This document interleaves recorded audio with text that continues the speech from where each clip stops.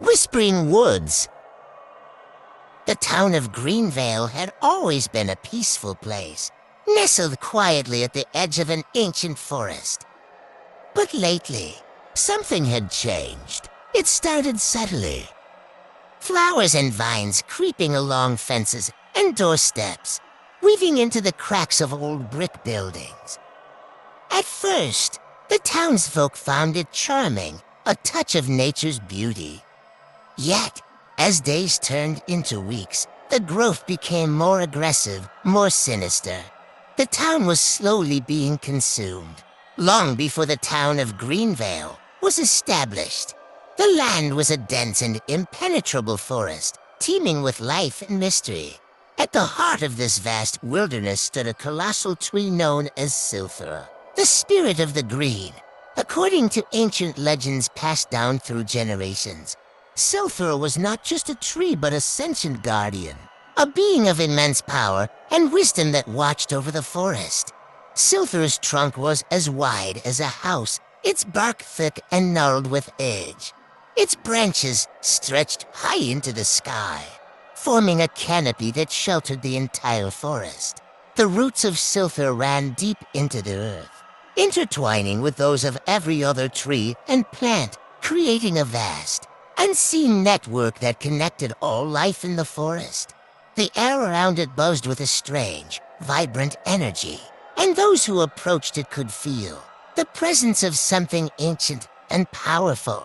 The legend told of Silphira's ability to communicate with the trees, the animals, and even the elements. It was said that Silphira could control the weather, summon storms, and command the creatures of the forest. The forest thrived under its protection, and those who respected nature found solace and bounty in its depths. The Guardian's influence ensured that the forest remained lush and abundant, providing food, shelter, and harmony for all its inhabitants. However, Silphira was also a fierce protector.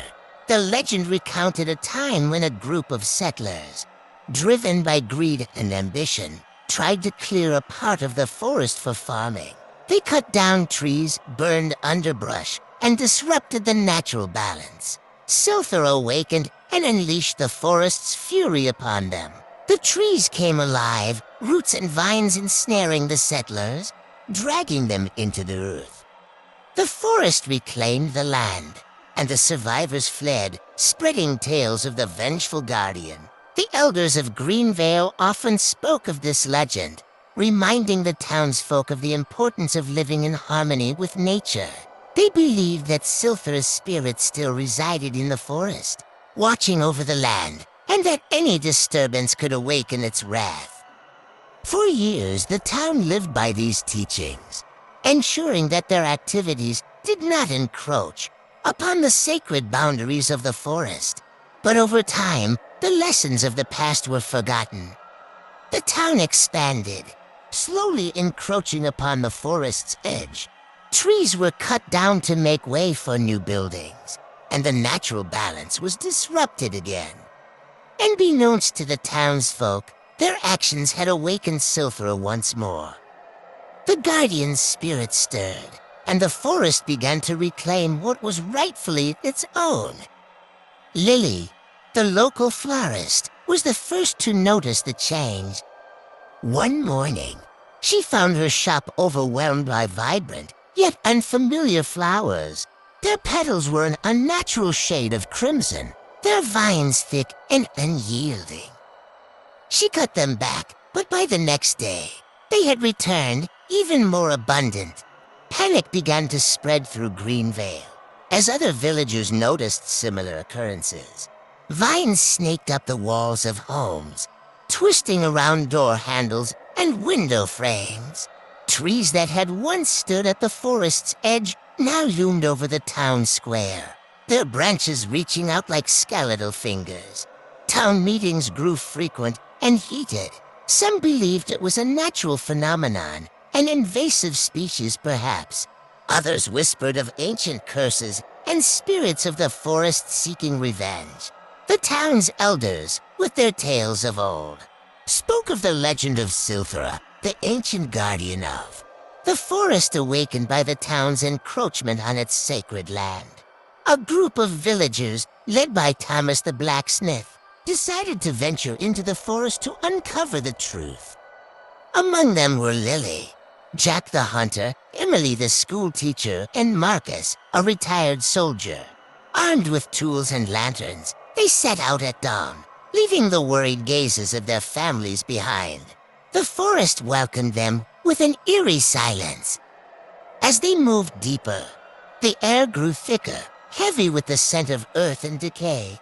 The trees seemed to watch them, their trunks twisted and gnarled, faces almost visible in their bark. Vines brushed against their ankles, as if trying to pull them into the underbrush. Hours passed, and the group found themselves hopelessly lost. Paths that had seemed clear turned into dead ends, and landmarks disappeared as soon as they were out of sight. The forest was alive, shifting around them, trapping them in its labyrinth. Emily was the first to fall. She tripped over a root, and as the others rushed to help her, vines surged forward, wrapping around her legs, dragging her into the darkness. Her screams echoed through the trees until there was only silence. Fear gripped the remaining explorers. They pressed on, but one by one, the forest claimed them. Jack vanished into a thicket, his shouts for help swallowed by the trees.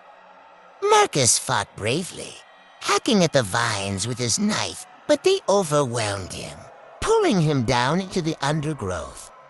Thomas and Lily were left alone. Desperation and terror drove them deeper into the heart of the forest, where the air grew thick with whispers. The trees seemed to close in on them, their branches like arms reaching out to snatch them away. The forest floor was a tangle of roots and vines, making every step a battle.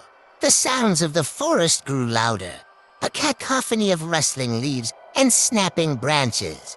Shadows flitted between the trees, and the feeling of being watched was overwhelming. Thomas held Lily's hand tightly, trying to maintain some semblance of calm. But his own fear was palpable. Suddenly, a vine shot out from the darkness, wrapping around Thomas's leg. He cried out, hacking at it with his knife, but more vines joined in, pulling him to the ground. Lily tried to help, but the vines were relentless. They wrapped around Thomas's torso, squeezing the life out of him. With a final, desperate look, Thomas whispered, "Run, Lily." Lily stumbled backward, tears streaming down her face as Thomas was dragged into the shadows. She turned and ran, her heart pounding in her chest, the forest seeming to close in around her. The whispers grew louder, mocking her, driving her deeper into madness. Lily stumbled into an ancient clearing, her breath ragged. At its center stood Silthera, the massive guardian tree. Its roots sprawled out like a web, and the air around it buzzed with a strange energy. The whispers coalesced into a single booming voice. Silthera spoke, revealing the truth. The forest was retaliating against the town for its years of encroachment and disrespect. The only way to save Greenvale was to make a sacrifice, to give back to the forest what had been taken. Back in Greenvale, chaos reigned. The trees had begun to move, their roots tearing through the streets, their branches smashing windows and tearing apart buildings. The villagers fought back with axes and fire, but it was futile. The forest was relentless, and it seemed nothing could stop its advance. The trees tore through homes, uprooted entire streets, and swallowed the townspeople whole. Families huddled together, praying for a miracle that would never come. The forest was merciless, and its wrath was absolute. Lily returned, battered and weary, just in time to witness the final assault. The villagers looked to her for hope, but she knew there was none. Silther's message was clear: the town had to be sacrificed. Lily stood at the edge of the town, watching as the forest consumed everything she had ever known. The The sky darkened and the air grew cold. The whispers of the forest were deafening now, a symphony of nature's vengeance. As the final building was swallowed by the trees, Lily fell to her knees, tears streaming down her face. The forest had won.